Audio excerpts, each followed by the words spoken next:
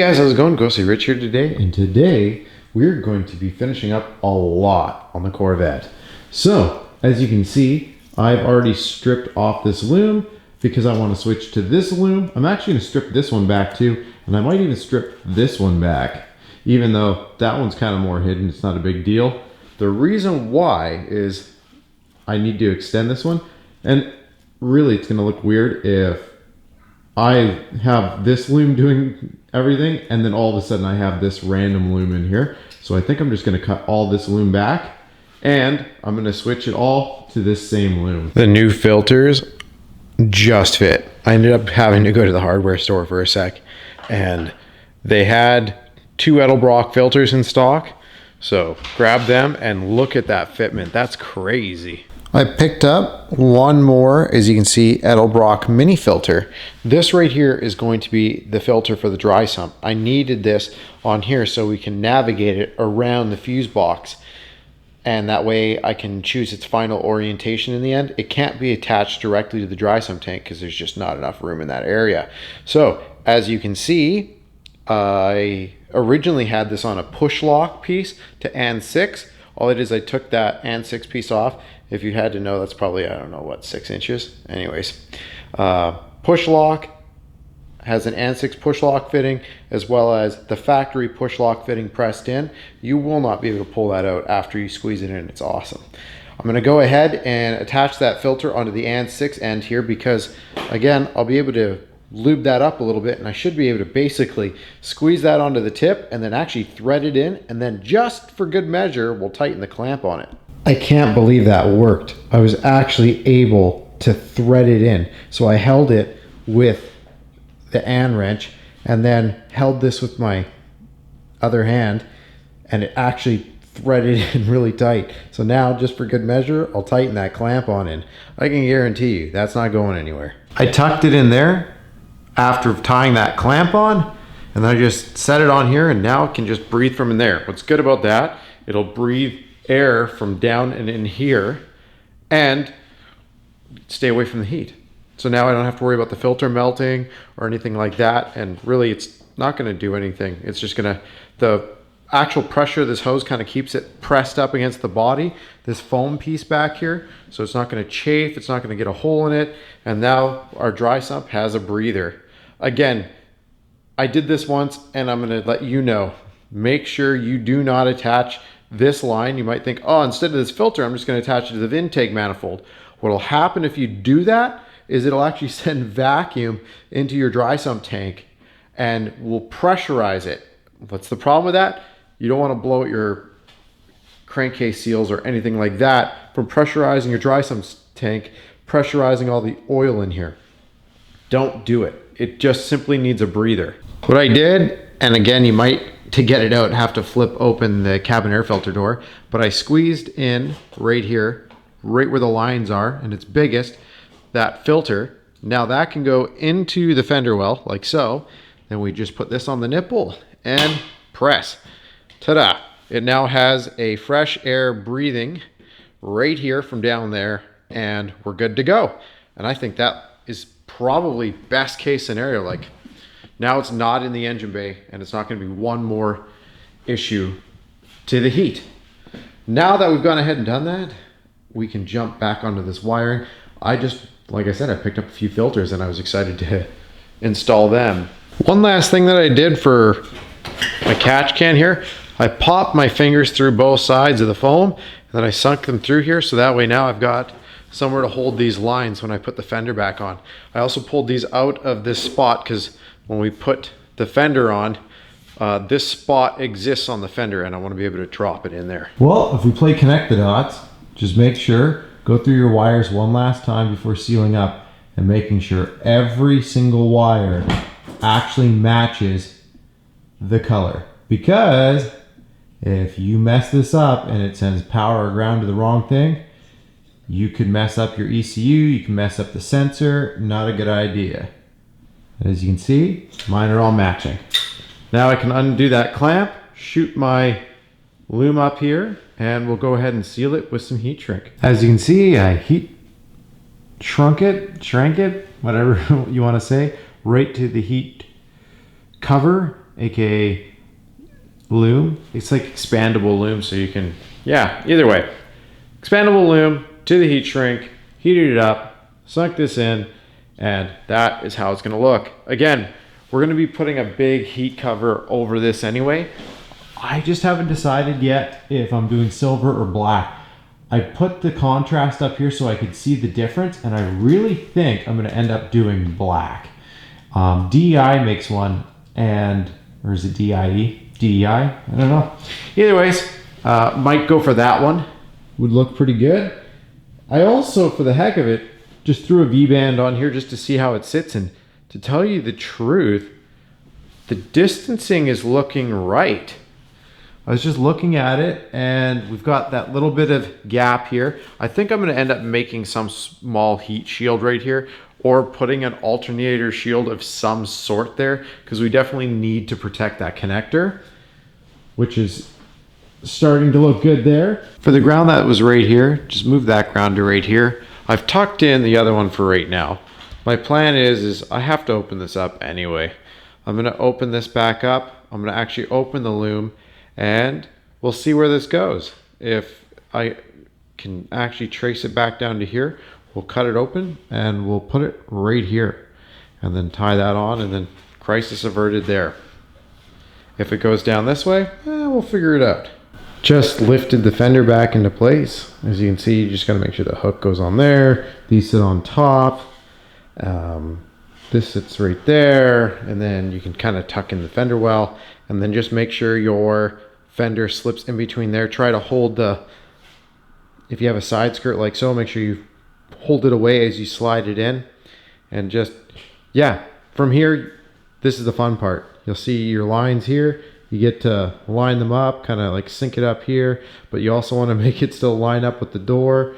So yes, spend some time, make sure you're doing this and lining it up when you're tying in your screws and making sure everything stays looking flush.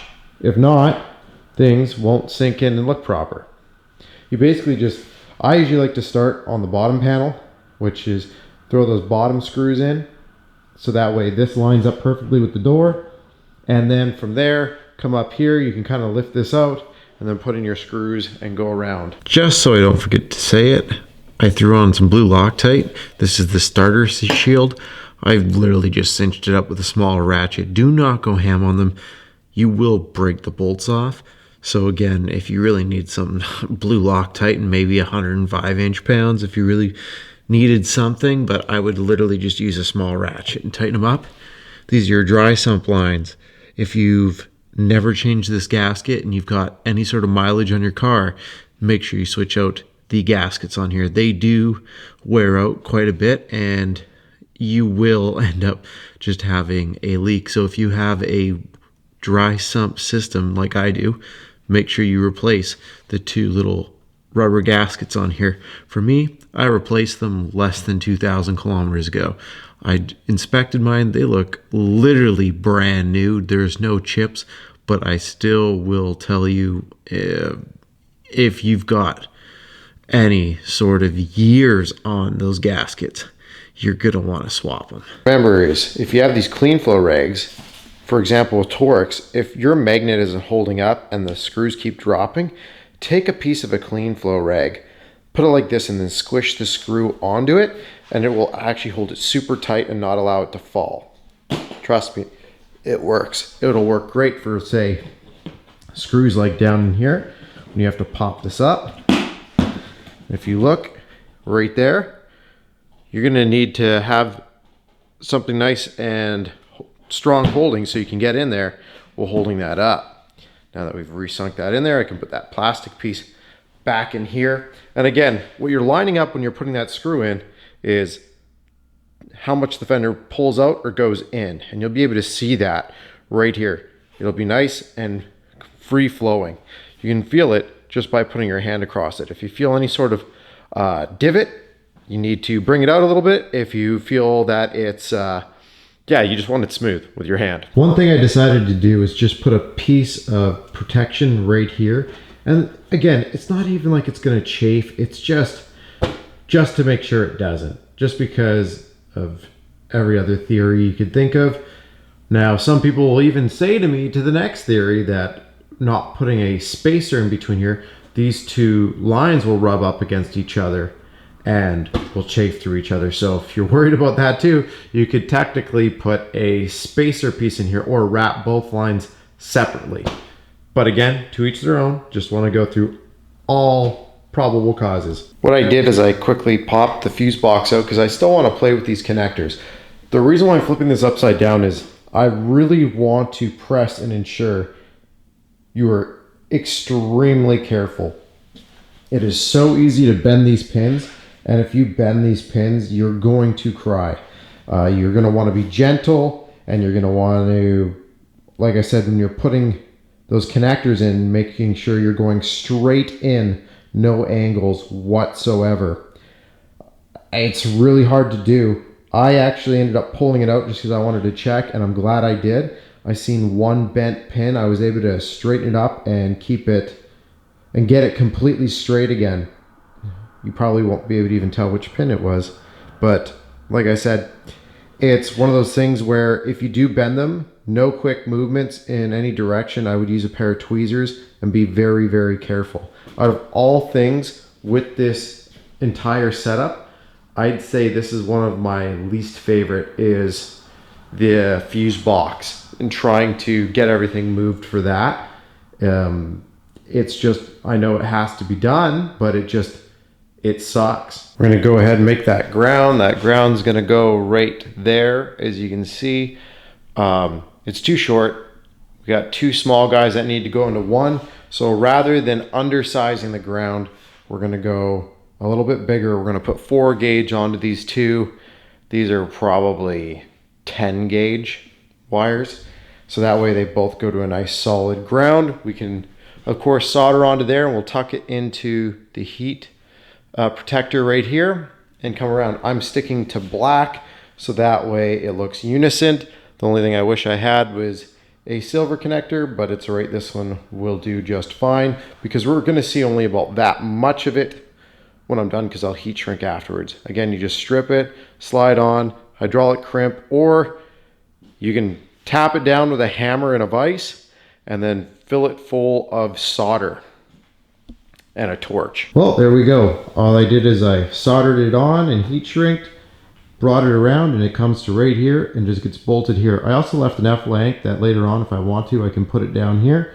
But for right now, I like it here because when I'm probably gonna put something right here just to also protect the magnetic ride right here, just to make sure that's heat protected. So that will just stay just like so. As you can see, this is now just riding here. I haven't zap strapped or anything because who knows what I'm gonna do there. Heat shield is just kind of sitting there. I'd consider this for right now is complete, other than when I go to do the ignition system and I play around with the spark plug wires. Before I even position the spark plug wires, I kind of want to do this, but depending on my circumstances, I will have to do spark first and remove the downpipe, just in case I have to drive the car onto a trailer to bring it over to Dan's to do the welding. I think from here, the next thing I want to do is I just want to get this fuse box buttoned up. Because once the fuse box is buttoned up, I feel comfortable putting this fender on, because that means like 99% of it is done. So that way I can start finishing up the oil catch can, which is going to go, of course, right in this fender well right here. Or well, not even the fender, the bumper. I want to keep it out of the fender, so that way the only thing that will actually need me to remove a fender, and it won't be this side, it'll be that side if it fails, is going to be the vacuum pump, which, knock on all sorts of wood, in all my vehicles I haven't had one fail yet. Watch, I just jinxed myself. Just a heads up, when you go to put your light in, you have to do it kind of from this angle. It goes in like that and then around from the bottom, coming from the bottom and then around. If you try to slide right in flat, it'll get bound up and you'll hate life. So just make sure you come up from the bottom and in. Kind of a swooping motion. If the connector's down here, just turn it sideways, pop it up and through. Make sure you sink your Christmas tree popper back into there And then go ahead and you can plug your headlight back in. And then remember to lock in the red. So that way, you know it's not going to become disconnected. Again, just thread them all in first and then tighten them down afterwards. That way you can check all your lines. I didn't bother showing you this side because I showed you that side. I figured, what's the point? It's the exact same thing.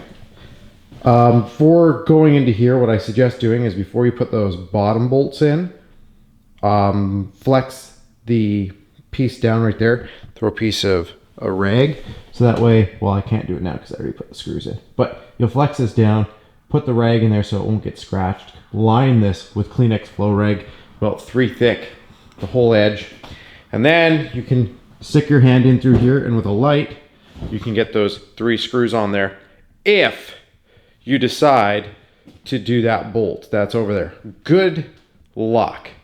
That's all I'm gonna say. That bolt that's up here is pretty much, I didn't put it in. I'll tell you that now. I didn't do it on this side. You could do it quite easily on this side, but that side not so much if you have a dry sump, because the big dry sump tank sits right there and there's no way to get at that bolt. It took me 5 hours almost last time to pull that bolt out. If it didn't take you that long, good on you. If you want to do it on this side, sure enough, it's easy. It's all empty in this side, so you can just reach in there, loosen this, pop it out. It takes almost no time at all. Just leave the 8 mils out and then go ahead and put this bolt in. If you really need to have one of them in, do it this side. But if you have the dry sump tank on that side, I would save yourself the hassle and don't put this one back in. And if you're like, oh, well, you don't look like you're lining up right now, that's because the door is open. Wait till you have the door closed. For me, I'm leaving the door open because when I pulled the battery, I forgot to drop the window at least a half, so that way it can open and close easily. When you do so, when you operate your car, it actually drops the window when the battery is attached. And right now I don't have the battery attached, so it's not going to drop the window to put it in. I don't want any chance of breaking an expensive side window. The other good nitty grittiness of it all, we've got our hoses down here. They fit perfectly. I can still move them around the headlight. And again, I will find the best pattern and path and everything for mounting this oil catch can in here.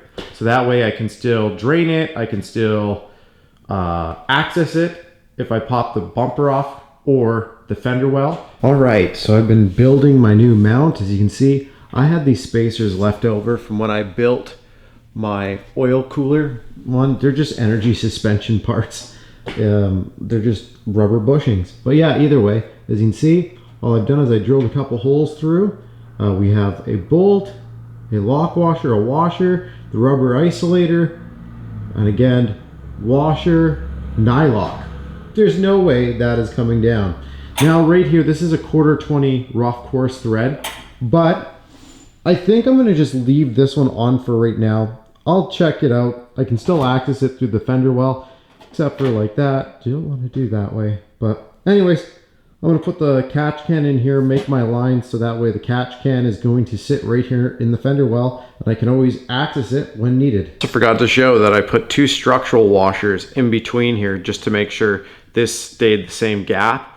When you look at it, you'll see. So make sure you throw in the right amount of spacing, even if you have to press up a little bit with the washers to get them in, because the last thing you want to do, of course, is try to force that gap and crack this piece of your fender. So make sure that, yeah, you space it out accordingly, like I've done. Now that we've done that, I have this turned here, this one's turned here, and this one's here. Maybe 90 here, a 45 here, and a 90 here.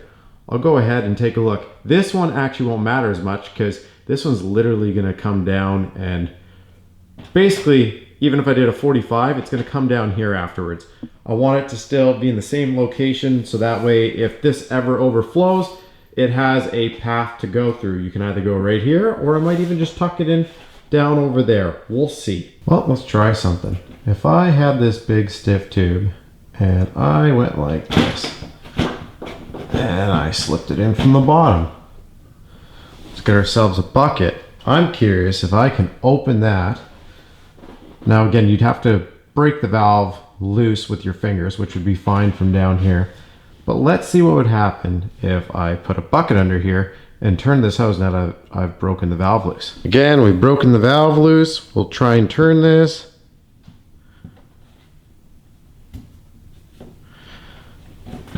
Kind of keep that more centered.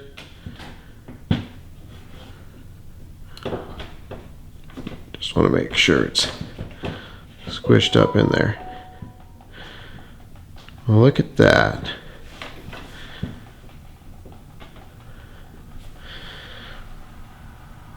So, if I wanted to leave that catch can up there, again, depending on your hand size, I can get my whole hand in there.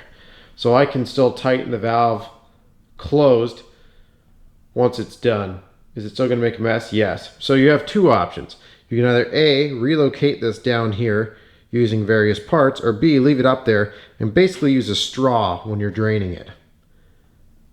If you do the other way, it would simply, you just tuck it in, it would sit in here, and then you could tighten it up. As you can see, there wasn't much in that. I'm just going to actually see if it's got it all. All right. So now I sort of half close it using the tube, and again, I'd be closing it with the bottom end of this, but it's well lubricated. And then reach in here and just make sure it's threaded in the last bit. But again, it just depends on your hand size, if you're going to be able to get your hand in there, in through this hole. And again, just to show you, you basically have to make sure you can do that to tighten it, and drop your hand out to loosen, or whatever. And you just want to crack it just a little bit loose. Don't worry, if you crack it the first turn loose, nothing comes out. So you have to actually open that valve completely to get anything out of it. Now that we've done that, I've already done since I have the rebreather, you'll definitely want this just in case for some reason it overfills down here. You don't want for any reason to have the air filter one here and it starts bleeding out of the air filter. I mean, if you want to, you could have that, it's just gonna fall down here, but there's no way of properly cleaning it unless you take the fender well out. I like the recirc head one, but I'll leave that up to you. Again, this is a Mighty Mouse cap can, and I'm just using all the hardware that came with it other than the energy bushings and bolt combo. If you're wondering about the bushings part number, I have those on the video. I do the oil cooler on. I can't remember them off the top of my head. And then those are just structural washers, and they're 1/2 inch. The fuse box should be good enough for now. I've got all the plugs in. I just still have to free up a little bit of wiring here, and then I'll heat shrink it.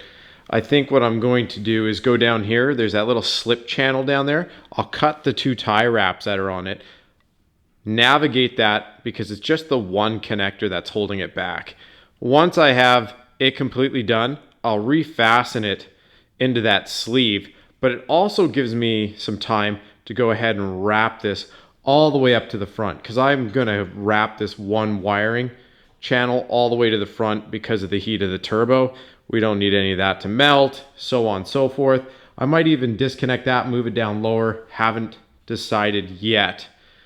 All I know is that that's the one concern I have with the fuse box where it's at, is just the heat off the manifold, which is why we're Cerakoting and we're doing all this. It's just, again, in an ideal world, it'd be nice if, you could just put it in the trunk or something, but obviously you can't do that, and we're not going to go through all that effort. I'd much rather just change the whole kit before I did something like that. So anyways, that is a work in progress. This side is completely done now.